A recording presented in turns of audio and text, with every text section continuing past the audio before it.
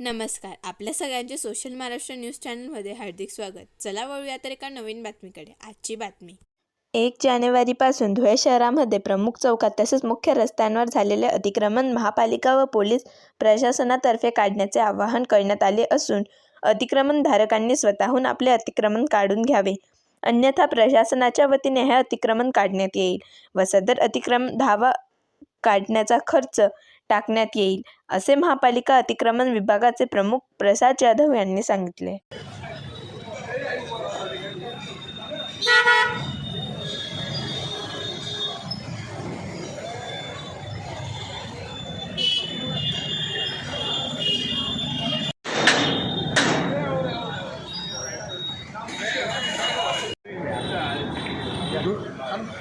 धुळे महानगरपालिका अतिक्रमण निर्मूलन प्रमुख प्रसाद जाधव गेल्या सोमवारपासून शहरातील प्रमुख रस्ते, चौक यावर मोठ्या प्रमाणात अतिक्रमणधारकांनी टपऱ्या, ओटे, पायऱ्या, शेड, लॉऱ्या लावून सार्वजनिक वाहतुकीने अडथळा निर्माण केला होता. त्या अनुषंगाने मोठ्या प्रमाणात प्रशासनाला तक्रारी प्राप्त झालेली. महाराष्ट्र आयुक्त तथा प्रशासक अमिताभ दगडे पाटील तसेच पोलीस अधीक्षक साहेब श्रीकांतजी धिवरे व सार्वजनिक बांधकाम विभाग यांच्या संयुक्त विद्यमाने सोमवारपासून दिनांक 1 जानेवारीपासून तर 15 जानेवारीपर्यंत संपूर्ण शहरातील प्रमुख रस्ते व वापरास अडथळा ठरणाऱ्या अतिक्रमणांना स्वतःहून काढून घेण्याबाबत सूचित करण्यात आलं होतं. काही नागरिकांनी, अतिक्रमणधारकांनी स्वतःहून आपले अतिक्रमण काढून घेतले, पण ज्यांनी काढले नाही त्यांचं अतिक्रमण संयुक्त कारवाईमध्ये काढण्यात येत आहे.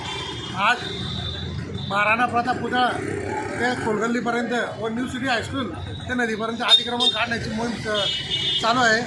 नागरिक मोठ्या प्रमाणात स्वतःहून आपलं अतिक्रमण काढून घेत आहे.